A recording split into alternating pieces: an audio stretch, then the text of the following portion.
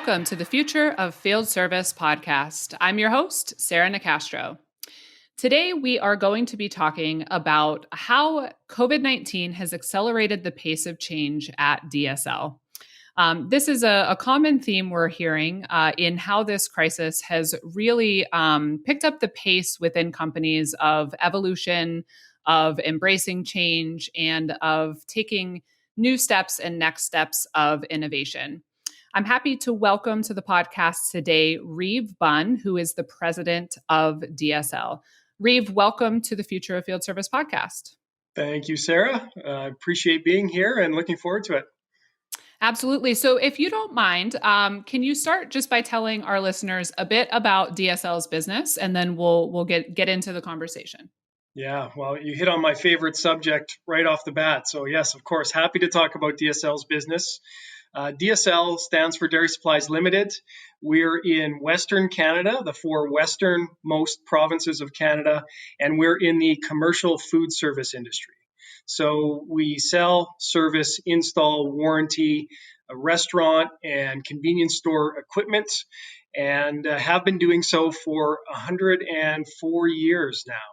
We've been around a long time, seen a lot of things change, and certainly as per your lead-in, a company that's pretty well established like ours, this has been a good wake-up call for us and a good jolt, and excited to talk about it. Absolutely. And I think that sentiment is shared, by organizations really across industries.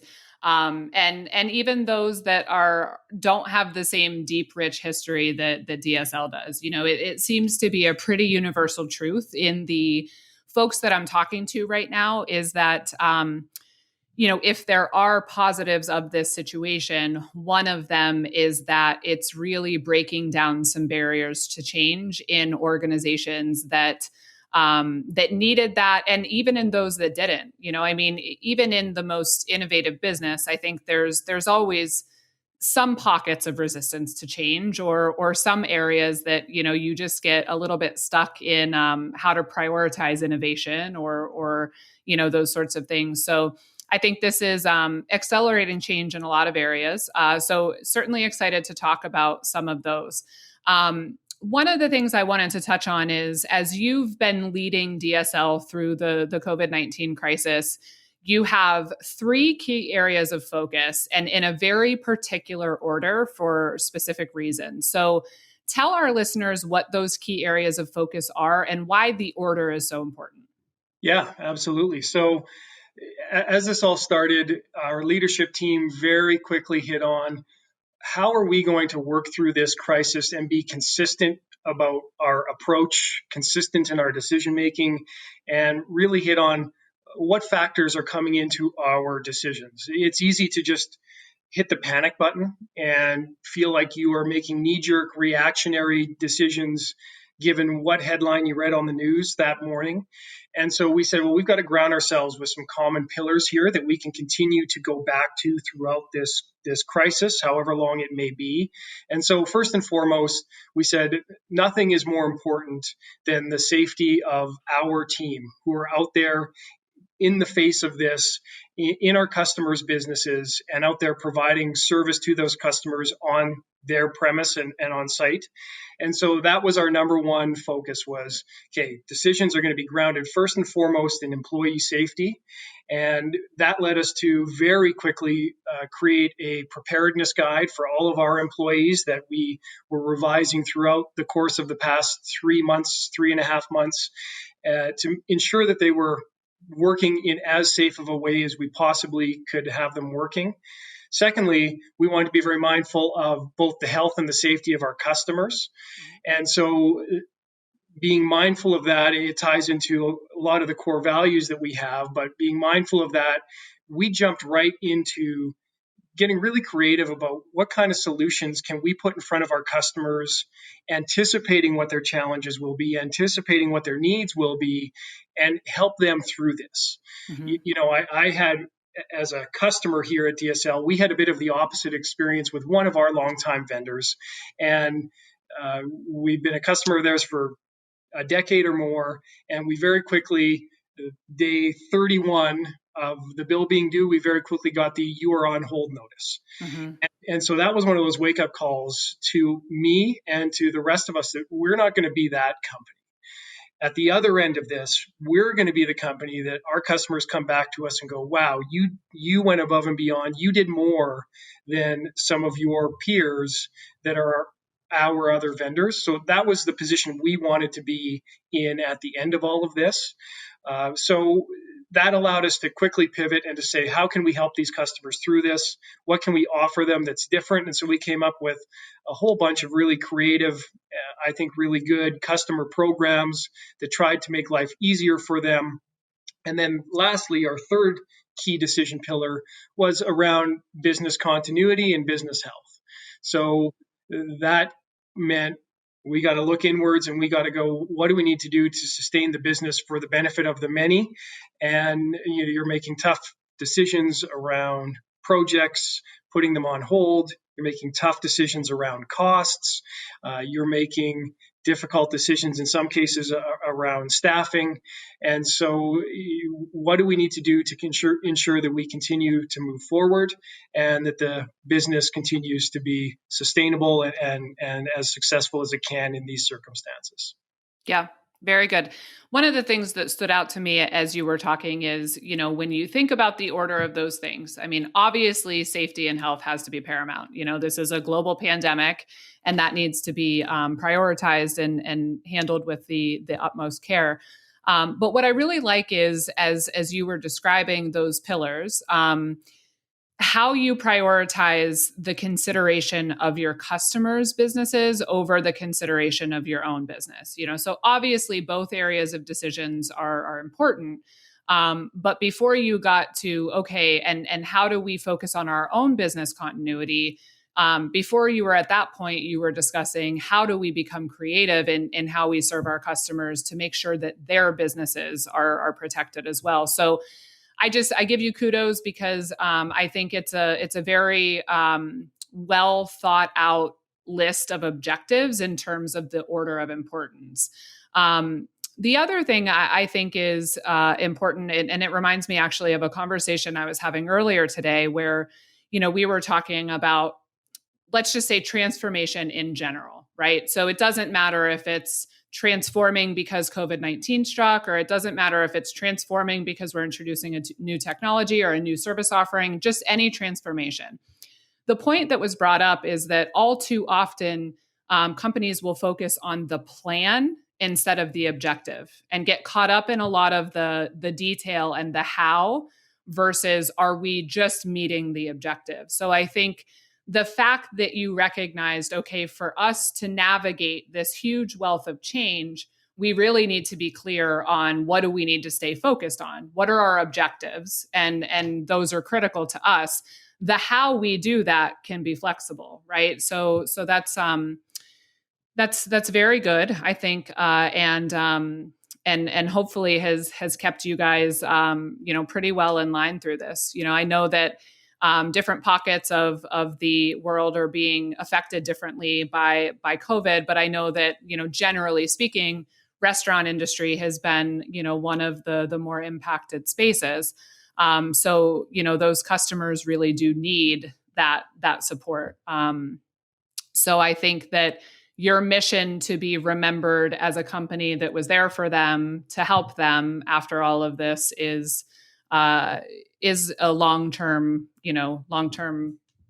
smart move. Yeah, So and go ahead. Sarah, maybe just you made me think of one other comment. You're right about how in the execution can evolve and change because of Mm-hmm. the situation being Mm-hmm. so rapidly evolving. And I even go back to the number one pillar we had and talking about the safety of the employees.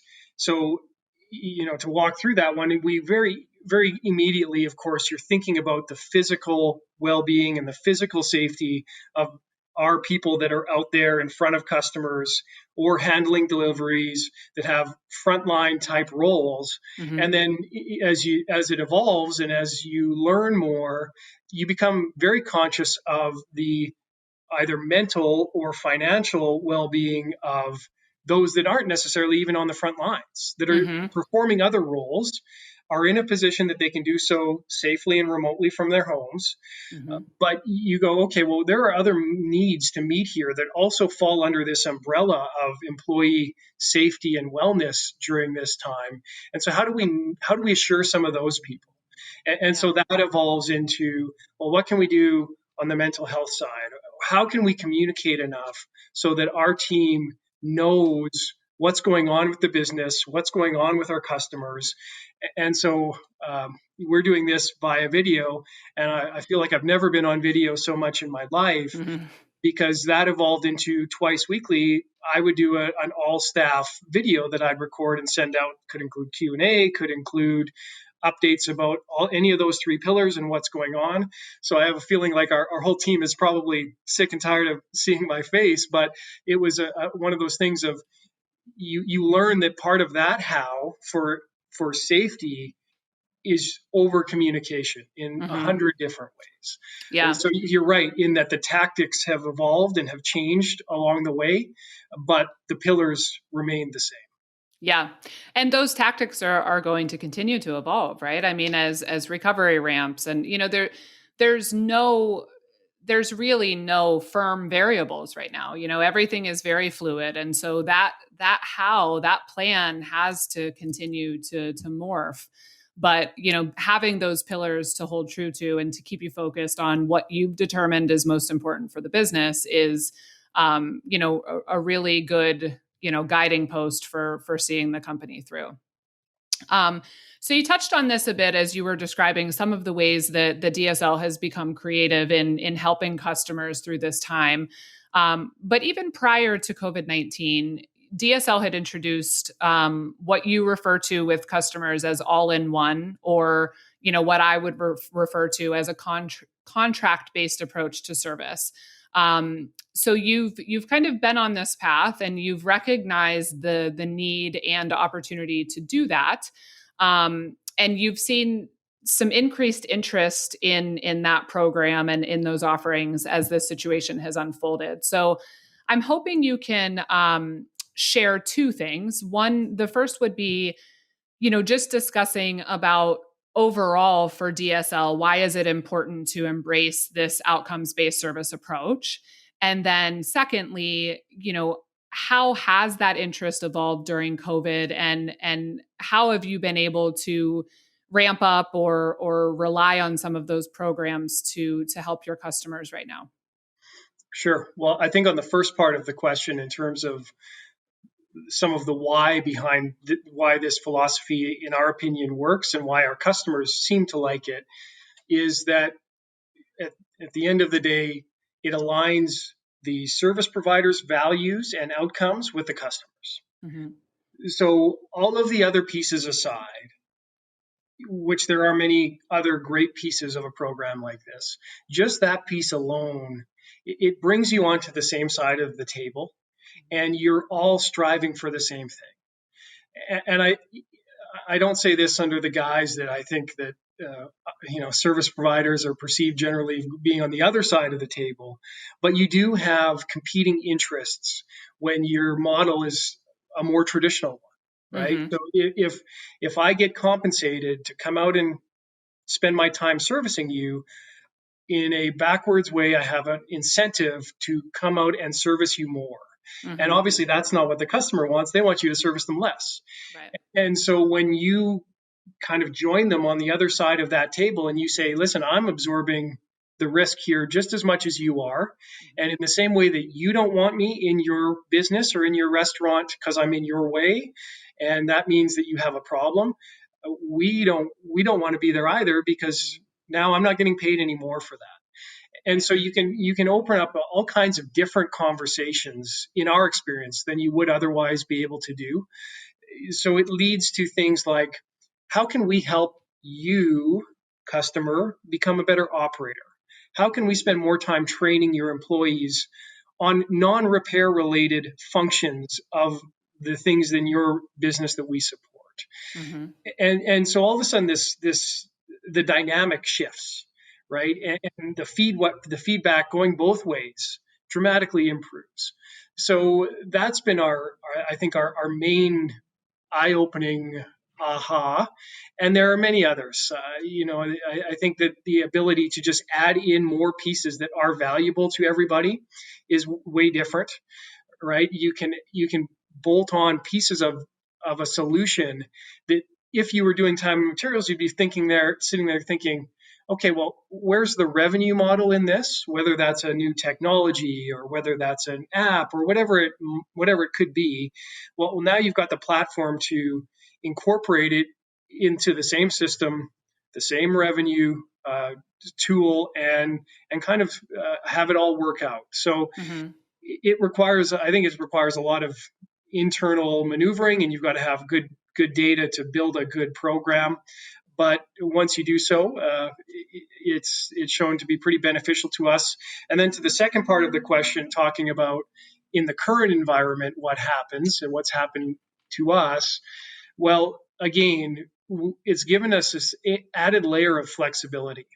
So we were able to speak to our customers that are part of our subscription model program or our outcome-based program and say, okay, well, let's talk about what the landscape looks like for you. What is the business? What kind of state's the business in right now? And then how can we just tweak the program for a while to meet whatever needs you have? And so we're not locked into some rigorous, rigid contract. We've got flexibility, and ultimately the program's designed to meet your needs. And your needs are different right now than they were 3 months ago, or than they'll probably be in a year and a half. So we could pivot really fluidly and really quickly. And so the program's just morphed, right?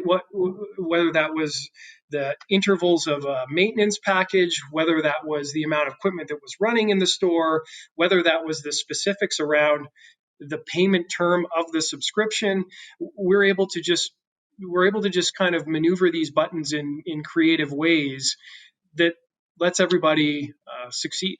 Mm-hmm.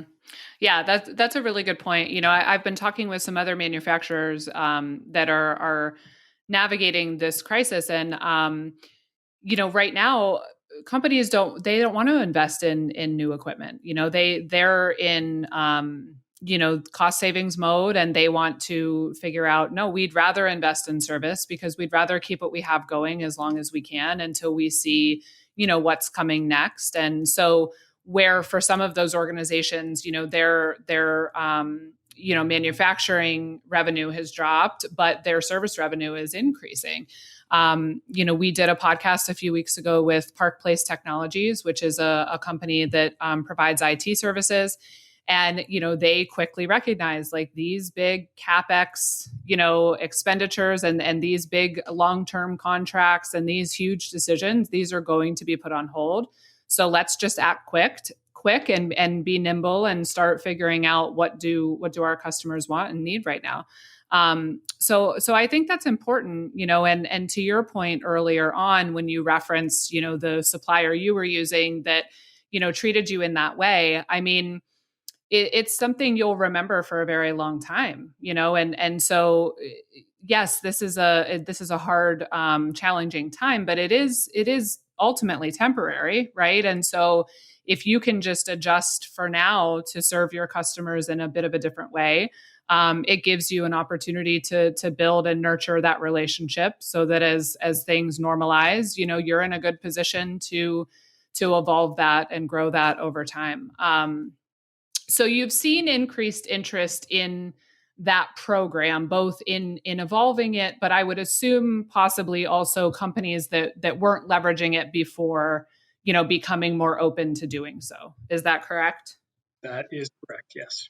Yeah. And I think, it's funny how it sort of parallels what we were talking about at the beginning, in the sense of those customers don't care so much about the plan. They don't care so much about the how, they care about the what, right? So when you start talking about an outcomes-based model, they just want whatever that outcome is. If it's X% uptime or, whatever those pillars are for them, they just want you to deliver on what matters for their business, and I think that for the companies that can start to brainstorm how to make that happen, like you said, it's a lot of onus on you to change your business internally to meet those demands. But I think it's very much the future of service, right? And so, I think it tends to get very oversimplified in discussions, because it's like, okay, outcomes based service is the way the industry is heading, so get on board,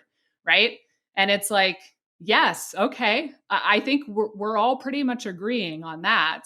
But there are layers and layers and layers and layers of change that a business like yours has to make to ultimately, evolve to such a model. So I guess that kind of leads us to the next question, and back to sort of the title or the theme of this episode, which is, you've been on this journey, right? This isn't a new journey. You didn't just decide to start doing this or going down this path, but it's accelerated it for you. And I think that is a shared theme. So one of the things you said to me when we spoke last that I really like is, you said it's inspiring how fast we can change.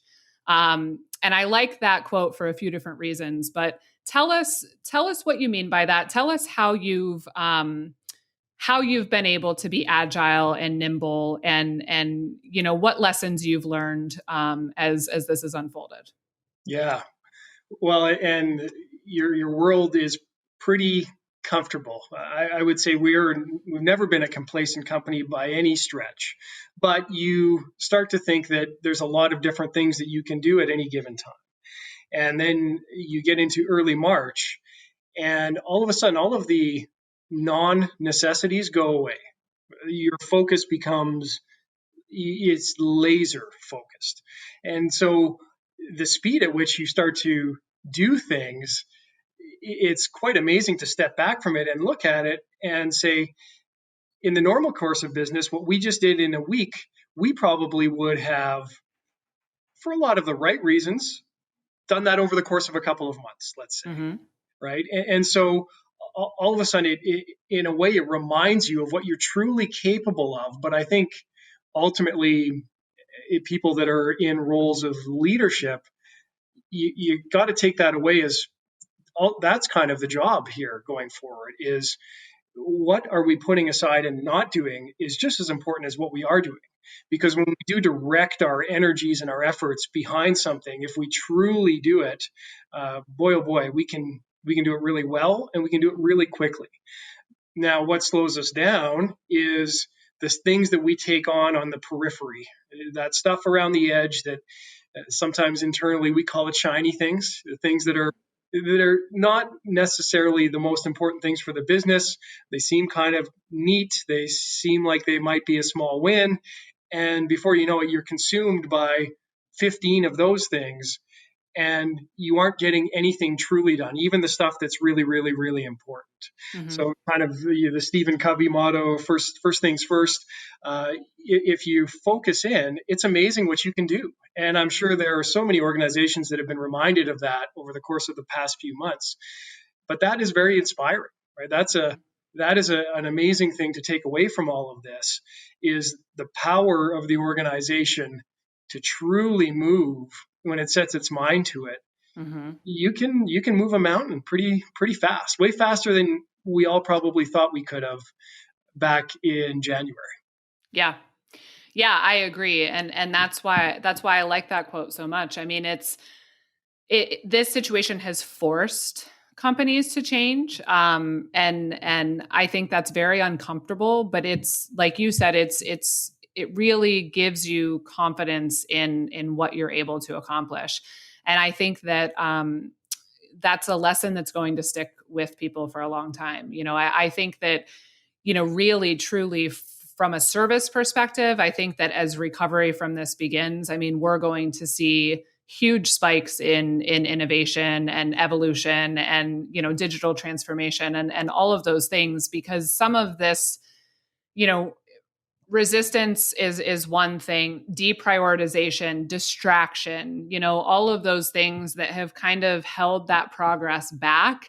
I think a lot of that is being pushed to the side, and companies are seeing that they can and why they should, and so I think it'll be quite interesting to see where things go.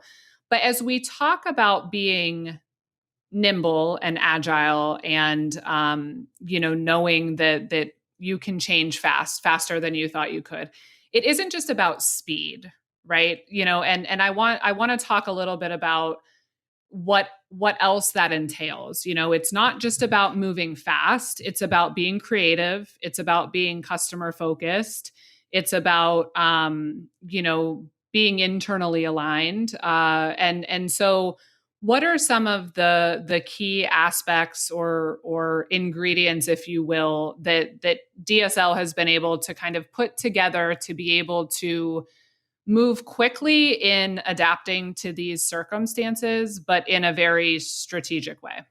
Yeah. Well, and I think this comes down to really what underpins the business before you're in crisis mode. So Mm-hmm. I think you don't wake up in a crisis and figure out how to become innovative or figure out how to understand customers' needs. It's got to be there beforehand. And so my answer to that question, Sarah, would be falling back on ultimately what's the purpose and what are the values in the company. Mm-hmm.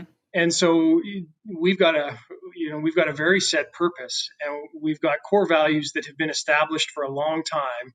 So we weren't going into a crisis trying to figure those things out and trying to go, okay, well, now what are we going to do about this? We could go into the crisis pretty self-assured of what our steps would be, because our core values have always been that we're customer obsessed, and we're innovative. We find solutions. We're good teammates, and we have fun. Those are the 5 things that have been up on the walls here for a long time. And even to add a layer to it, when I say a long time, I would say those are the things, even if they weren't spelled out, that have been underlying values in this business for decades or even generations. Well before my time here or most of our current staff's time here. We were innovative in the 1930s or in the 1920s, right? In that time and context. So I think it's ultimately about you're going to react to the situation based on the type of company that you are. Mm-hmm. And so in our case, the ability to react in a customer-centric way is driven by the fact that we see ourselves as a customer-centric business. Mm-hmm. And so whether we're in crisis or not, that's just part of what we think about all the time. Mm-hmm. Naturally, when you fall into crisis mode, that gets enhanced. You turn the dial up a few notches. But we're fortunate in that we weren't coming to this blind, or we weren't coming to this going, okay, well, now how do we figure out what our customers want? Mm-hmm. We're intentionally thinking about that all the time. Or if you kind of turn it to the innovation and technology side, we're not coming into this crisis thinking about, okay, now what technology do we implement to help us through all of this? Or what innovation do we come up with that makes us better? Well, those are things that are part of our roadmap. Right. And so now, again, yeah, maybe you move on them faster. Maybe you set some of the lower priority pieces there to the side, but you're still working on many of the same things that you were doing before. Mm-hmm. So, it's probably with the old adage, right, of the preparedness piece. If the foundations were laid before you were in this situation, Mm-hmm. I think the odds are that you probably have a higher chance of success as you go through it. Yeah, that's a good point. But what's interesting to me about DSL's story, and I want to be clear that I would say this prior to COVID-19 as well. So this is not specific to how you've navigated these particular challenges, but the way the business carries itself even prior to this. A lot of 104-year-old companies really struggle with a culture of innovation. I mean, genuinely struggle. Their history can oftentimes be their biggest barrier to sort of recognizing some of the opportunities we've discussed today and progressing the business forward. and I think that it's a pretty common challenge that I see. So one of the things that's really interesting to me is that, you know, DSL prides itself so much on innovation as a key trait, and as, you know, something that the company lives by. And I'm just curious, you know, how and why you think that is, and perhaps how that's been embedded into and fostered in the company culture, because it's something that is very easy to say but really difficult to do. Yeah, well, I think it's kind of a bit of the tagline of the times, right? I think anybody that you meet and that you talk to about the business that they work in or the business that they run, you'd be hard pressed to look somebody in the eyes and have them tell you they don't think they're innovative or aspire to be innovative. And so in our case, I kind of go back to what I was saying a few minutes ago. You know, it's fortunate on the one hand, but this business was innovative in 1920. It Mm-hmm. was innovative in 1950. It was innovative as it came out of the Second World War. It totally we totally shifted the industry we serve altogether in the 1960s.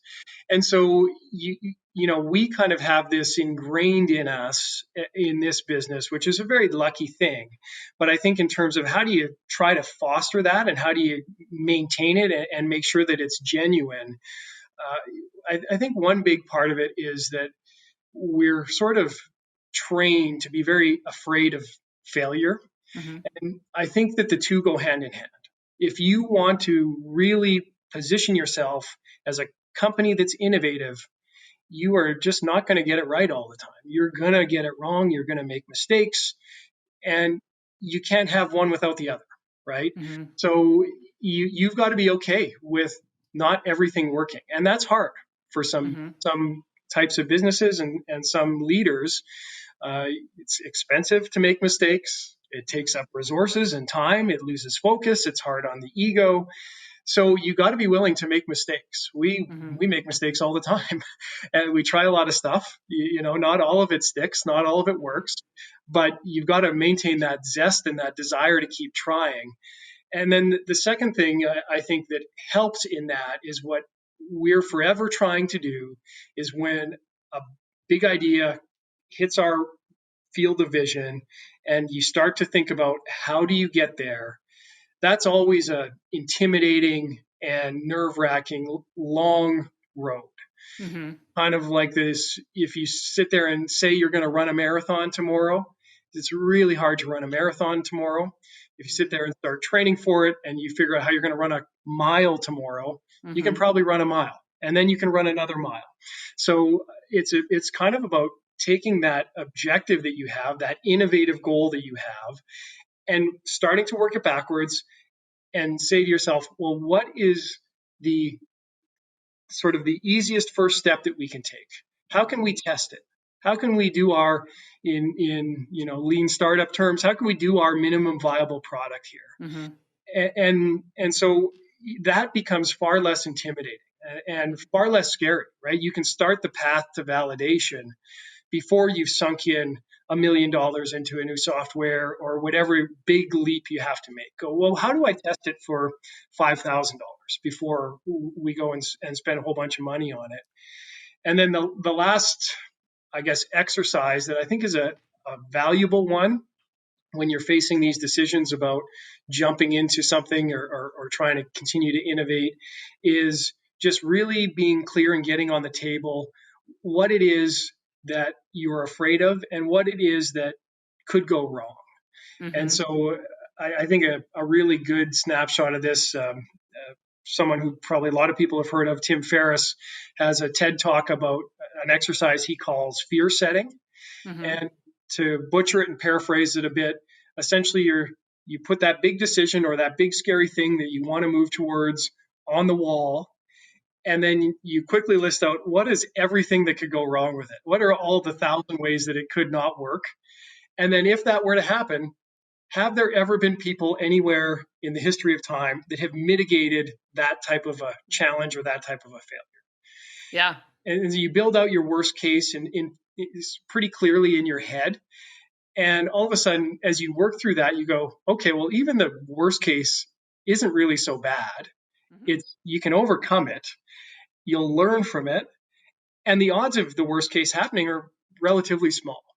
Yeah. So, it's just that little bit of encouragement and self-validation about how you can try things and move forward without all of the barriers and the obstacles that and the weight that generally come with things that are deemed as innovative. So those are the types of discussions, and those are the types of things we try to do here at DSL. You're right; it'd be easy. It's kind of easy as you get established. You could sit and rest on your laurels, but we're forever chasing that next thing.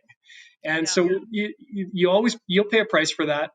There's a cost to trying Mhm. to be on the leading edge of things, but if you really believe in it, then you're willing to pay the price. Yeah. I was smiling to myself. I was just thinking back to in my very early years of being like in an editor in chief role. When I first started doing a lot of public speaking, I was terrified. And I remember one time sitting in a conference room talking to my mentor, and he said, "What's the worst that's going to happen? Like, really tell me. You get up on stage, and what is the absolute worst thing you could say or do? And then what's going to happen as a result of that?" And I just kind of sat there, and he's like, even if you completely bomb, it's going to be over in 20 minutes and you're going to move on with your life. And you know what I mean? And but it is. So I was just thinking back on that experience, and also thinking about that from a leadership perspective, how important and powerful it is for you to be normalizing that fear, right? And modeling the behavior that, like, hey, it's okay to have ideas that don't work, it's okay to try things that fail, and I do it, you can do it, the whole company should do it, right? Because innovation doesn't happen if Reeve Bunn is the only person being creative, right? I mean, it really does have to be something that everyone within the company feels empowered to do. And the other thing I was thinking about as you were talking is that, like you said at the beginning, it's very much a buzzword, a tagline, like many other things. And the difficult part for me as a journalist with these buzzwords and taglines is they are overused, but they're also important, so there's a true definition of them and there's meat behind it, but then they get overused to the point where they're kind of these watered down terms. The other thing I was thinking about as you were saying that is, I think companies also tend to focus on innovation in one area. Oftentimes that's technological innovation, right? What's the new tool we could use to transform everything or what have you. And I think when you look at a true culture of innovation, it's happening in every area of the business, right? And so, particularly related to today's conversation, when you talk about a journey towards outcome based service, like we said, you're fundamentally changing the whole business, right? So that you need someone that's going to come to you and say, "Hey, Reeve, have you ever thought about what if we just did XYZ for customers?" You know what I mean? And it could be something completely different than what you do today. But you need to hear those ideas, or you're never going to disrupt. You're just going to incrementally improve, right? So it's just some interesting things, I think, for listeners to think about related to common traps, I guess, of throwing the word innovation around. So I don't Yeah. know if you have any thoughts on that. Well, you saying that, I give full license and credit to our IT manager, Edward Lippin, who you know a little bit, Sarah, Mm-hmm. but he's forever reminding us of that very point. A good technology will not solve a bad process, and it will not solve a lack of innovation that is trying to fix. So Mm-hmm. you could buy the world's best technology, and if you don't have the pieces behind the scenes working, you're just going to drag your awesome technology into your poor process Right. and wreck Right. the good technology. So yeah, I think that it's easy to put technology up as this silver bullet that solves all ailments. Really, I think it's more of an accelerant, right? Yeah. If you have the wheel spinning and you're doing the right things, and you're running a good business, technology can help pole vault you to the next level. But if you're in a position where you've got some of those underlying challenges, it's not going to be a saving grace that's going to change your habits, change your processes, change the beliefs and the feelings of your team. All that stuff's still going to be there when the new technology, the switch turns on and you're using it. Absolutely. Yep. Okay, last question for today. And I've really enjoyed asking people this question over the last couple of months, which is, what have you personally learned, or what are you personally taking away from this crisis? What's the biggest lesson as a leader that you've learned on a personal level in, leading DSL through these times? Yeah, and I don't think this is going to be anything that's going to surprise anybody, but I've been reminded of just how important clear, consistent communication is. Mm-hmm. So I've just seen its ability to either put our team at ease, or if it's lacking, to amplify the stresses that our team is already feeling. I think what we touched on early in the conversation, I think a huge takeaway is the responsibility of a leader to drive the focus of a business. Mm-hmm. And then what people are able to do when the rest is cleared away and they're very clear about what's important to work on. And then I guess on a different level, maybe a more personal level, just the awareness to not get so caught up in it all. Mm-hmm. And so, I think that the ability to just step back and avoid the bombardment for a while, to look at the bigger picture of things. I think I've seen on your LinkedIn profile, I think I've seen you post a few Stoic quotes in recent months. And so that's, that not to get into a philosophy discussion, but that type of thinking and those types of beliefs have been something that I've thought a lot about in these last few months. Mm-hmm. All this has happened before and more. We aren't the first people in humanity to deal with this, Mm-hmm. and we'll come out the other end. It's important for us as leaders to be a voice of calm, to be a voice of reason, and ultimately to care for our people at times like this. So I would say those are a few things that definitely have jumped out at me and have really stuck with me over the last few months. Yeah, it's a very chaotic time, and to your point, you do have to figure out how can you step back a bit and keep perspective. That's the thing I've tried really hard to do. Not to put my husband on blast, but he doesn't listen to my podcast anyway. The other night he said, I just want to go on vacation, and I said, okay. I do too, but our family is healthy. Our family is safe. We've both been able to stay gainfully employed throughout this situation thus far. And we have a roof over our heads. So we have a lot to be grateful for. And, we'll get a vacation again at some point, And of course he doesn't appreciate that at all. But and I'm not saying that I always have that perspective. I'm saying when I catch myself in those pity me, boo-hoo moments, I bring it back to remembering how much, that we do have to be thankful for and what's really important, and so, I think that's critical to do. And as a leader of a company in your situation, going back to where we started with those key focus areas, and being able to remember, how do we take care of our people? That is most important for all of us. So, yeah, you saying that, maybe this is a better way to say it, but where can you direct your energy that is within your realm of control? Mm-hmm. There is just so much going on out in the world right now, and it can absorb all of your energy. You could read a new news story about any of the things going on in society every 5 minutes and kind of be the chicken with its head's cut off that's running from one direction to the next.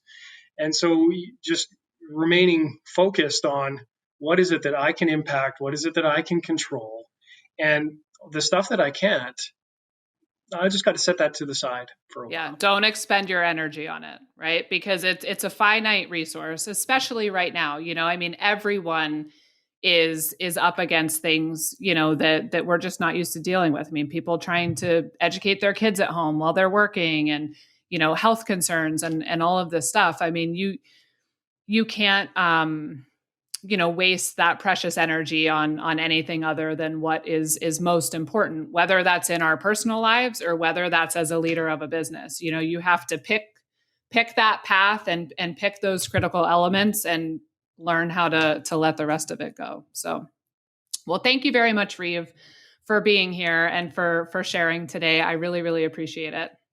Yeah, it was my pleasure. I really enjoyed the conversation. Thank you. Absolutely. You can find more content on many of the themes that we've discussed today by visiting us online at www.futureoffieldservice.com. You can also find us on LinkedIn and Twitter at The Future of FS. The Future of Field Service podcast is published in partnership with IFS. You can learn more about IFS service management solutions by visiting www.ifs.com. As always, thank you for listening.